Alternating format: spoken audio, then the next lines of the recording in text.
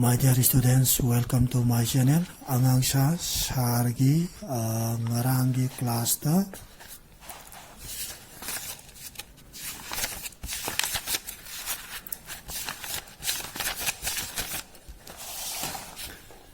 taraga nipan suba para kihomgi paraje tak palogre ko aduna ngasi makha satharakadoriba parajina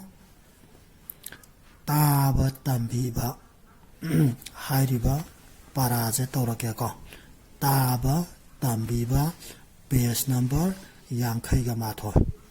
amuka haigeko sargi ngasi channel jigi class hoina tawgodoriba je page number yankhaiga mapal taba tambiba hairiba paraje kentareko aduduna munmuna taroko saida laire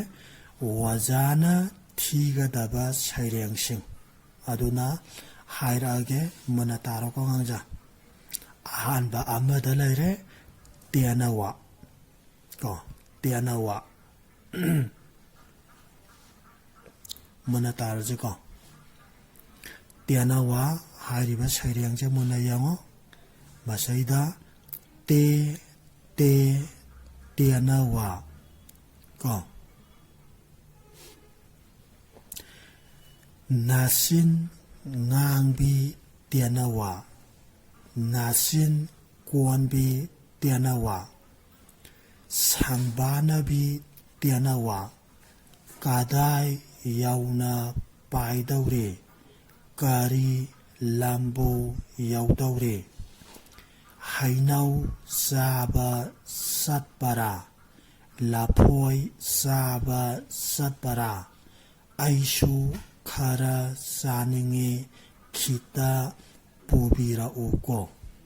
yare ko sumunna parake tau ko nganja tianawa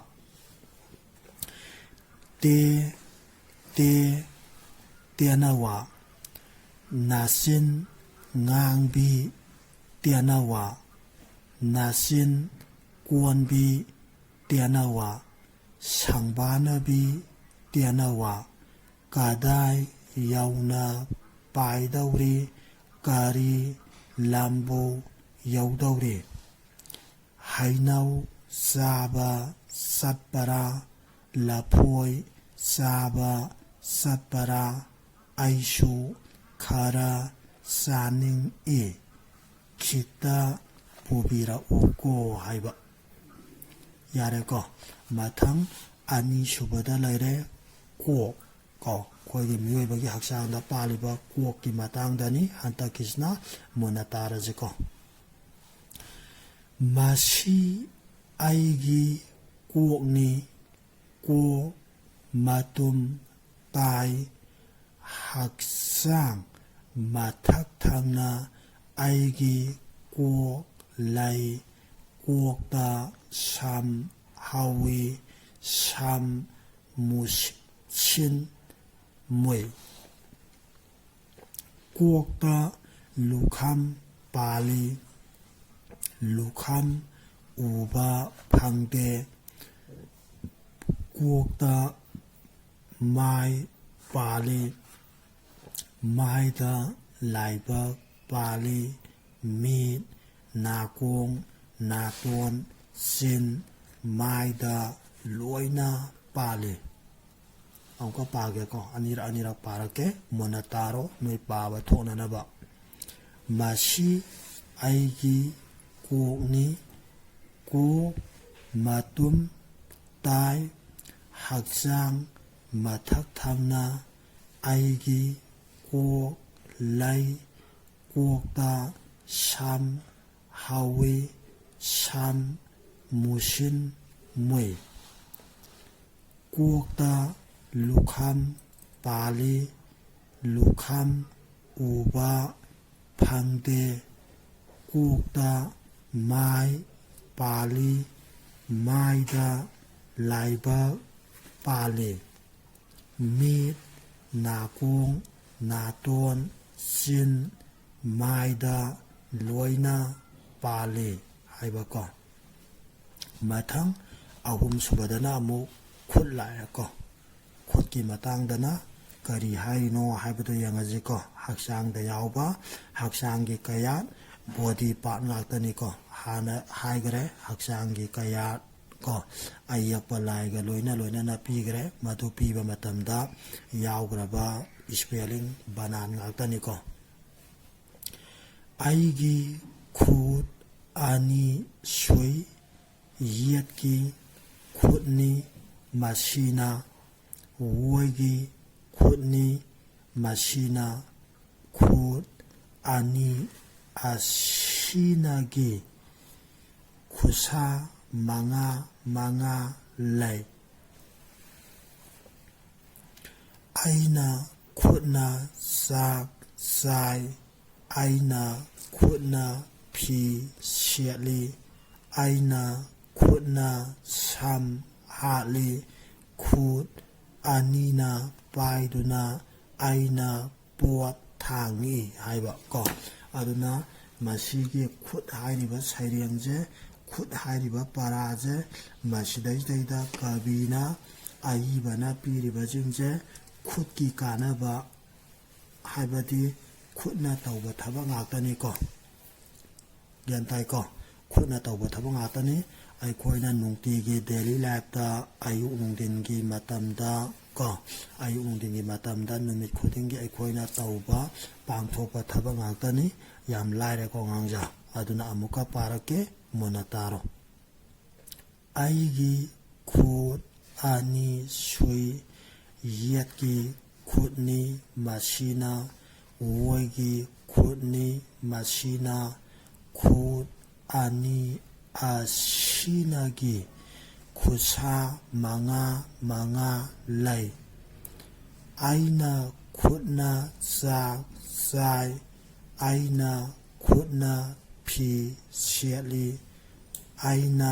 ꯈꯨꯠꯅ ꯁꯝ ꯍꯥꯠꯂꯤ ꯈꯨꯠ ꯑꯅꯤꯅ ꯄꯥꯏꯗꯨꯅ ꯑꯩꯅ ꯄꯣꯠ ꯊꯥꯡꯏ ꯍꯥꯏꯕ ꯌꯥꯔꯦꯀꯣ ꯑꯉꯥꯡꯖꯥ ꯑꯗꯨꯅ ꯃꯊꯪ ꯄꯦꯖ ꯅꯝꯕꯔ ꯀꯣ 60ꯗ ꯌꯦꯡꯁꯤꯀꯣ ꯄꯦꯖ ꯅꯝꯕꯔ 60ꯗ ꯄꯦꯖ ꯅꯝꯕꯔ 60ꯗ ꯂꯩꯔꯦ ꯇꯥꯕ ꯇꯝꯕꯤꯅꯕ ꯑꯣꯖꯥꯅ ꯂꯤꯒꯗꯕ ꯋꯥꯔꯤꯁꯤꯡ ꯁꯤꯅ ꯋꯥꯔꯤꯅꯤꯀꯣ ꯑꯉꯥꯡꯖꯥ ꯋꯥꯔꯤꯅꯤ ꯃꯨꯟꯅ ꯇꯥꯔꯣ ꯋꯥꯔꯤꯁꯦ ꯍꯥꯟꯅ ꯄꯥꯊꯣꯔꯛꯑꯒ ꯂꯥꯏꯔꯤꯛꯅ ꯀꯔꯤ ꯍꯥꯏꯔꯤꯕꯒꯦ ꯍꯥꯏꯕꯗꯨ ꯌꯦꯡꯉꯁꯤ ꯑꯗꯨꯒ ꯂꯥꯏꯔꯤꯛꯅ ꯍꯥꯏꯔꯤꯕꯁꯦ ꯌꯦꯡꯉꯒ ꯀꯣ ꯄꯥꯔꯛꯑꯒꯦ ꯑꯗꯨꯒ ꯁꯥꯔ ꯑꯃꯨꯛ ꯋꯥꯔꯤꯗꯣ ꯇꯣꯉꯥꯟꯅ ꯑꯃꯨꯛ ꯂꯤꯔꯛꯀꯦꯀꯣ ꯋꯥꯔꯤ ꯑꯍꯥꯟꯕ ꯋꯥꯔꯤꯗ ꯂꯩꯔꯦ ꯄꯦꯕꯦꯠ ꯀꯣ ꯄꯥꯌꯅ ꯄꯦ ꯕꯦꯠ ꯕꯥꯌꯅ ꯇꯤꯜꯂꯣꯟꯁꯨꯝ ꯕꯦꯠ ꯄꯦꯕꯦꯠꯀꯤ ꯋꯥꯔꯤꯅꯤꯀꯣ ꯑꯍꯥꯟꯕꯗ ꯂꯩꯔꯤꯁꯦ ꯑꯗꯒꯤ ꯑꯅꯤꯁꯨꯕꯗꯅ ꯂꯩꯔꯦ ꯑꯁꯤꯡꯕ ꯀ꯭ꯋꯥꯛ ꯂꯩꯔꯦꯀꯣ ꯑꯅꯤꯁꯨꯕꯗꯅ ꯑꯁꯤꯡꯕ ꯀ꯭ꯋꯥꯛ ꯑꯇꯤꯌꯥ ꯑꯁꯤꯡ ꯁꯝ ꯏꯅ ꯉꯧꯂꯣꯟꯁꯨꯝ ꯁꯤꯡ ꯑꯁꯤꯡꯕ ꯕꯥ ꯑꯁꯤꯡꯕ ꯀ꯭ꯋꯥꯛ ꯀꯣꯛ ꯋꯥꯏ ꯑꯄꯨꯟ ꯑꯇꯞ ꯀ꯭ꯋꯥ ꯂꯩꯈ꯭ꯔꯦ ꯃꯁꯤꯗ ꯀꯣꯛ ꯂꯣꯟꯁꯨꯝ ꯍꯥꯞꯆꯤꯜꯂꯀꯥꯟꯗ ꯀ꯭ꯋꯥꯛ ꯑꯁꯤꯡꯕ ꯀ꯭ꯋꯥꯛ ꯂꯥꯛꯀꯗꯣꯏꯕ ꯑꯗꯨꯒ ꯑꯍꯨꯝꯁꯨꯕꯗꯅ ꯁꯟꯖꯦꯅꯍꯥ ꯀꯩꯅ ꯆꯥꯕ ꯁꯟ ꯅꯥ ꯂꯣꯟꯁꯨꯝ ꯁꯟ ꯂꯩꯔꯦ ꯖꯤꯜ ꯌꯦꯅ ꯅꯥ ꯂꯣꯟꯁꯨꯝ ꯍꯥꯞꯆꯤꯜꯂꯀꯥꯟꯗ ꯖꯦꯟ ꯂꯩꯔꯦ ꯁꯟꯖꯦꯟ ꯅꯥ ꯍꯥꯞꯆꯤꯜꯂꯀꯥꯟꯗ ꯁꯟꯖꯦꯟꯅ ꯍꯥ ꯍꯨꯒꯥꯇꯕ ꯍꯥ ꯁꯟꯖꯦꯟꯍꯥ ꯀꯩꯅ ꯀꯣꯛ ꯆꯩꯅ ꯀꯩ ꯂꯩꯔꯦ ꯑꯗꯨꯒ ꯅꯥ ꯍꯥꯞꯆꯤꯜꯂꯀꯥꯟꯗ ꯅ ꯀꯩꯅ ꯆꯥꯕ ꯁꯤꯂꯥꯇꯞ ꯆꯥ ꯂꯩꯔꯦ ꯑꯗꯨꯒ ꯕꯥ ꯍꯥꯞꯆꯤꯜꯂꯀꯥꯟꯗ ꯕ ꯆꯥꯕ ꯁꯟꯖꯦꯟꯅꯍꯥ ꯀꯩꯅ ꯆꯥꯕ ꯀꯣ ꯍꯥꯏꯔꯤꯕ ꯑꯍꯨꯝꯁꯦ ꯂꯥꯛꯀꯗꯣꯏꯅꯤꯀꯣ ꯋꯥꯔꯤꯗ ꯑꯗꯨꯅ ꯃꯨꯟꯅ ꯇꯥꯔꯣ ꯉꯁꯤꯒꯤ ꯑꯍꯥꯟꯕꯒꯤ ꯋꯥꯔꯤ ꯑꯣꯏꯅ ꯑꯍꯥꯟꯕꯗ ꯄꯦꯕꯦꯠ ꯂꯩꯔꯦ ꯃꯨꯟꯅ ꯇꯥꯔꯣꯀꯣ ꯑꯉꯥꯡꯖꯥ ꯋꯥꯔꯤ ꯍꯧꯔꯁꯤ ꯃꯨꯟꯅ ꯇꯥꯔꯣ ꯄꯦꯕꯦꯠ ꯃꯆꯥ ꯇꯔꯦꯠ ꯃꯀꯣꯟꯗ ꯀꯣꯟꯗꯨꯅ ꯂꯩꯕ ꯍꯧꯗꯣꯡ ꯂꯝꯕꯣꯏꯕ ꯂꯥꯛꯄ ꯋꯥꯍꯪ ꯄꯥꯎꯈꯨꯝ ꯇꯧꯅꯕꯒꯤ ꯃꯇꯥꯡꯗꯅꯤꯀꯣ ꯉꯁꯤꯒꯤ ꯄꯔꯥꯁꯦ ꯉꯁꯤꯒꯤ ꯋꯥꯔꯤꯁꯦ ꯍꯧꯔꯁꯤꯀꯣ ꯑꯉꯥꯡꯖꯥ ꯑꯃꯗ ꯄꯦꯕꯦꯠ ꯀꯣ ꯑꯌꯨ ꯏꯕꯨꯡꯉꯣ ꯑꯁꯣꯟꯕ ꯁꯥꯗꯨꯅ ꯈꯨꯝꯕ ꯑꯍꯥꯟꯕꯗ ꯄꯦꯕꯦꯠ ꯍꯥꯏꯔꯤꯁꯤꯅ ꯍꯧꯗꯣꯡ ꯂꯝꯕꯣꯏꯕꯅ ꯍꯥꯏꯔꯤꯅꯤꯀꯣ ꯑꯗꯨꯒ ꯑꯌꯣ ꯏꯕꯨꯡꯉꯣ ꯍꯥꯏꯔꯤꯁꯤꯅ ꯑꯃꯨꯛ ꯄꯦꯕꯦꯠꯅ ꯑꯃꯨꯛ ꯈꯨꯝꯃꯛꯄ ꯀꯣ ꯑꯁꯣꯟꯕ ꯁꯥꯔꯒ ꯈꯨꯝꯃꯛꯄ ꯀꯣ ꯑꯁꯣꯟꯕ ꯑꯩꯈꯣꯏꯅ ꯄꯥꯡꯒꯜ ꯁꯣꯟꯕ ꯏꯁꯥ ꯁꯣꯟꯕ ꯑꯅꯥꯕ ꯁꯥꯔꯒ ꯈꯣꯟꯒꯁꯦ ꯁꯤꯊꯁꯟꯅꯔꯒ ꯇꯞꯅ ꯈꯨꯝꯕꯗꯣ ꯑꯅꯤꯁꯨꯕꯗ ꯅꯆꯥ ꯀꯌꯥꯃꯨꯛ ꯆꯥꯎꯔꯦ ꯍꯧꯗꯣꯡ ꯂꯝꯕꯣꯏꯕꯅ ꯍꯪꯕ ꯋꯥꯍꯪꯅꯤ ꯄꯦꯕꯦꯠꯅ ꯈꯨꯝꯃꯦ ꯆꯥꯎꯗ꯭ꯔꯤ ꯄꯤꯁꯛ ꯄꯤꯛꯂꯤ ꯉꯥꯡꯁꯪ ꯉꯥꯡꯂꯤ ꯑꯍꯨꯝꯁꯨꯕꯗ ꯑꯩꯒꯤ ꯁꯛꯁꯤ ꯀꯌꯥꯃꯨꯛ ꯐꯖꯩ ꯍꯧꯗꯣꯡ ꯂꯝꯕꯣꯏꯕꯅ ꯍꯥꯏꯔꯛꯏꯅꯤ ꯀꯣ ꯄꯦꯕꯦꯠꯅ ꯈꯨꯝꯃꯦ ꯐꯖꯩꯅ ꯀꯩꯅꯣ ꯉꯥꯔꯤ ꯄꯔꯦꯡ ꯑꯆꯨꯝꯕ ꯐꯧ ꯁꯪꯕꯥꯏ ꯑꯆꯣꯟꯕ ꯋꯥꯔꯛꯀꯤ ꯇꯌꯥꯜ ꯑꯉꯥꯡꯕ ꯏꯁꯤꯡ ꯄꯨꯜ ꯑꯊꯟꯕ ꯅꯨꯃꯤꯠꯅ ꯊꯣꯔꯛꯄꯃꯨꯛ ꯐꯖꯩ ꯏꯕꯨꯡꯉꯣ ꯍꯥꯏꯗꯅ ꯄꯦꯕꯦꯠꯁꯤꯅ ꯍꯧꯗꯣꯡ ꯂꯝꯕꯣꯏꯕꯗꯨꯗ ꯈꯨꯝꯃꯝꯃꯦ ꯃꯔꯤꯁꯨꯕꯗ ꯅꯆꯥꯁꯤꯡꯁꯤ ꯆꯥꯎꯔꯒ ꯑꯩ ꯆꯥꯒꯦꯀꯣ ꯀꯣ ꯍꯧꯗꯣꯡ ꯂꯝꯕꯣꯏꯕꯅ ꯍꯥꯏꯔꯛꯏꯅꯤ ꯄꯦꯕꯦꯠꯅ ꯈꯨꯝꯃꯦ ꯐꯩ ꯏꯕꯨꯡꯉꯣ ꯀꯣ ꯆꯥꯗꯗꯤꯀꯣ ꯍꯧꯗꯣꯡ ꯂꯝꯕꯣꯏꯕ ꯍꯔꯥꯎꯅ ꯆꯠꯈꯤꯕꯀꯣ ꯃꯁꯩꯗ ꯐꯩ ꯏꯕꯨꯡꯉꯣ ꯆꯥꯗꯗꯤꯀꯣ ꯍꯥꯏꯗꯅ ꯀꯣ ꯑꯩꯈꯣꯏꯒꯤ ꯄꯦꯕꯦꯠꯁꯤꯅ ꯍꯧꯗꯣꯡ ꯂꯝꯕꯣꯏꯕꯁꯤꯗ ꯈꯨꯝꯃꯛꯄ ꯃꯇꯝꯁꯤꯗ ꯍꯧꯗꯣꯡ ꯂꯝꯕꯣꯏꯕꯁꯤ ꯌꯥꯝ ꯍꯔꯥꯎꯅ ꯆꯠꯈꯤꯑꯕ ꯑꯣꯖꯥꯅ ꯋꯥꯔꯤ ꯂꯤꯕꯗ ꯃꯊꯛꯀꯤ ꯋꯥꯍꯪ ꯄꯥꯎꯈꯨꯝꯁꯤꯡ ꯑꯁꯤ ꯑꯅꯤꯔꯛ ꯍꯥꯏꯔꯝꯒꯗꯕꯅꯤ ꯀꯣ ꯍꯥꯏꯔꯝꯒꯗꯕꯅꯤ ꯍꯧꯗꯣꯡ ꯂꯝꯕꯣꯏꯕꯅ ꯍꯟꯅ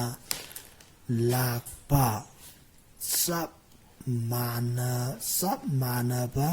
ꯋꯥꯍꯪ ꯍꯪꯕ ꯄꯦꯕꯦꯠꯅꯁꯨ ꯀꯣ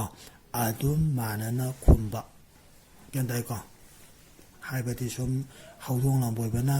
ꯅꯆꯥ ꯀꯌꯥꯝ ꯆꯥꯎꯔꯦ ꯅꯆꯥꯗꯣ ꯍꯌꯦꯡ ꯆꯥꯎꯔꯀꯥꯟꯗ ꯑꯩ ꯆꯥꯒꯦꯀꯣꯅ ꯁꯨꯝ ꯍꯟꯖꯤꯟ ꯍꯟꯖꯤꯟꯅ ꯂꯥꯛꯑꯒ ꯍꯪꯕꯗꯣ ꯑꯗꯩꯗ ꯄꯦꯕꯦꯠꯅ ꯐꯩ ꯏꯕꯨꯡꯉꯣ ꯆꯥꯒꯗꯕꯅꯤ ꯆꯥꯎꯀꯣꯅ ꯁꯨꯝ ꯍꯟꯖꯤꯟ ꯍꯟꯖꯤꯟ ꯈꯨꯝꯕꯗꯨꯕꯨꯅꯤꯀꯣ ꯍꯥꯏꯔꯤꯁꯦ ꯍꯧꯗꯣꯡ ꯂꯝꯕꯣꯏꯕꯅ ꯍꯟꯅ ꯂꯥꯛꯄ ꯆꯞ ꯃꯥꯟꯅꯕ ꯋꯥꯍꯪ ꯍꯪꯕ ꯀꯣ ꯄꯦꯕꯦꯠꯅꯁꯨ ꯑꯗꯨꯝ ꯃꯥꯟꯅꯅ ꯈꯨꯝꯕ ꯄꯦꯕꯦꯠꯅ ꯃꯆꯥꯁꯤꯡ ꯄꯥꯏꯕ ꯇꯝꯕꯤꯔꯕ ꯃꯇꯨꯡꯗ ꯍꯧꯗꯣꯡ ꯂꯝꯕꯣꯏꯕꯅ ꯍꯪꯕ ꯀꯣ ꯄꯦꯕꯦꯠꯅ ꯈꯨꯝꯕ ꯀꯩ ꯂꯥꯛꯑꯒꯦ ꯉꯁꯤꯀꯣ ꯑꯃꯨꯛ ꯑꯍꯥꯟꯕꯗ ꯑꯃꯗ ꯍꯧꯗꯣꯡ ꯂꯝꯕꯣꯏꯕꯅ ꯑꯃꯨꯛ ꯍꯥꯏꯔꯦ ꯄꯦꯕꯦꯠ ꯀꯣ ꯄꯦꯕꯦꯠꯅ ꯈꯨꯝꯃꯦ ꯀꯩꯅꯣꯍꯦ ꯍꯧꯗꯣꯡ ꯂꯝꯕꯣꯏꯕ ꯀꯣ ꯉꯁꯥꯏ ꯌꯥꯝ ꯀꯤꯅ ꯀꯣ ꯑꯁꯣꯟꯕ ꯁꯥꯗꯨꯅ ꯈꯨꯝꯃꯝꯕꯗꯣ ꯍꯧꯖꯤꯛꯇꯤ ꯀꯩꯅꯣꯍꯦ ꯍꯧꯗꯣꯡ ꯂꯝꯕꯣꯏꯕꯅ ꯇꯧꯔꯛꯑꯦꯀꯣ ꯑꯗꯩꯗ ꯍꯧꯖꯤꯛ ꯍꯧꯗꯣꯡ ꯂꯝꯕꯣꯏꯕꯅ ꯑꯃꯨꯛ ꯈꯨꯝꯃꯦ ꯑꯩꯒꯤ ꯁꯛꯁꯤ ꯀꯌꯥꯃꯨꯛ ꯐꯖꯩꯑꯅ ꯍꯥꯏꯔꯦ ꯍꯧꯗꯣꯡ ꯂꯝꯕꯣꯏꯕꯁꯤꯅ ꯀꯣ ꯃꯁꯩꯗ ꯄꯦꯕꯦꯠꯅ ꯈꯨꯝꯃꯦ ꯍꯧꯗꯣꯡꯅꯕꯨ ꯀꯌꯥ ꯐꯖꯕ ꯍꯧꯅꯕꯒꯦ ꯆꯐꯨ ꯎꯌꯥꯟ ꯀꯣꯠꯄꯒꯤ ꯀꯣꯠꯄ ꯍꯥꯃꯨꯛ ꯇꯩꯕ ꯍꯧꯗꯣꯡꯃꯨꯛ ꯐꯖꯩ ꯍꯥꯏꯅ ꯄꯦꯕꯦꯠꯅ ꯈꯨꯝꯃꯛꯑꯦꯀꯣ ꯑꯃꯨꯛꯀ ꯍꯥꯏꯒꯦꯀꯣ ꯑꯩꯒꯤ ꯁꯛꯁꯤ ꯀꯌꯥꯃꯨꯛ ꯐꯖꯩ ꯃꯗ ꯄꯦꯕꯦꯠꯅ ꯈꯨꯝꯃꯦ ꯍꯧꯗꯣꯡꯅꯕꯨ ꯀꯌꯥ ꯐꯖꯕ ꯍꯧꯅꯕꯒꯦ ꯆꯐꯨ ꯎꯌꯥꯟ ꯀꯣꯠꯄ ꯍꯥꯃꯨꯛ ꯇꯩꯕ ꯍꯧꯗꯣꯡꯃꯨꯛ ꯐꯖꯩ ꯍꯥꯏꯅ ꯄꯦꯕꯦꯠꯅ ꯈꯨꯝꯃꯛꯑꯦꯀꯣ ꯃꯁꯩꯗ ꯍꯧꯗꯣꯡ ꯂꯝꯕꯣꯏꯕꯅꯀꯣ ꯉꯁꯤꯗꯤ ꯆꯥꯔꯒꯦꯗꯣ ꯍꯥꯏꯗꯅ ꯆꯣꯡꯁꯤꯟꯕ ꯀꯣ ꯍꯧꯗꯣꯡ ꯂꯝꯕꯣꯏꯕꯅ ꯃꯁꯩꯗ ꯄꯦꯕꯦꯠꯅ ꯏꯆꯥ ꯐ꯭ꯔꯪ ꯍꯥꯏꯔꯒ ꯃꯆꯥꯁꯤꯡꯒ ꯄꯥꯏꯈꯤꯕ ꯀꯣ ꯃꯊꯪꯗ ꯑꯃꯨꯛ ꯄꯥꯔꯛꯀꯦ ꯄꯦꯕꯦꯠꯀꯤ ꯀꯣ ꯃꯆꯥ ꯁꯅꯥꯔꯩ ꯑꯊꯣꯟꯕꯤ ꯀꯧꯕꯤ ꯑꯗꯨꯃꯗꯤ ꯍꯧꯗꯣꯡ ꯂꯝꯕꯣꯏꯕꯅ ꯇꯥꯞ ꯐꯥꯍꯧꯕ ꯄꯦꯕꯦꯠꯀ ꯍꯧꯗꯣꯡ ꯂꯝꯕꯣꯏꯕꯒ ꯋꯥ ꯉꯥꯡꯅꯕ khoi natra ai khoi gi chu ming tholi ming lai adu mai to na ai khoi gi chu yum da lai ri ba hui hau dong jing je ai khoi na nung si ba ma ming amam loi thole ba adu gumna pebiat masa gi chu ko ma ming tongan na tholi ngasai gi pebiat masa ma ku ta yaw gi do kaya no pebiat masa tari ani ko pebiat masa tari tu gi manung da sana rai athon bi ko ba pebiat masa ma yaw ai ba ko adu haudong la moi ba na mu phau ba gi wari ni ko ma kha gi aroi ba stai ta la ka do china adu na amuk parak ke mona taro yandai ko chaida sana rai athon bi hai ri je ko sana rai athon bi hai ri ba lai du bu na te pebiat masa ma gi ma ming ne ba yandai ko gang ja khoi na hau je hai gi da mu ka hai ke hui hau dong da tongan ba ma ming thon ba do ai khoi gi yum da lai ri ba yum sa jing dai da khoi na nu shi na adu gum na pebiat masa gi ju nu shi na thon ba ma ming ne ko pebiat ki masa sana rai athon bi ko bi adu ma di hau dong lam boi ba na ta phau ba pebiat ka hau dong lam boi ba ka wa ngang na ba ya re ko ngang ja au na ma kha pa ra ge mona taro kuokta isa sana rai athon bi tu irai lai na sa ba yaroi ko karam na sao hai ba ge nga sai ge na question je haudong lam boi ba na hanga ga haudong lam boi ba na hai ra ga be na khumam ba ne adubu aroi ba stanza stay da di madu gi wana tai na ba da be na wai na hanga ga haudong lam boi ba na pa khum pe re wana tai na ba ni mona taro ko isa sanarai athon bi du di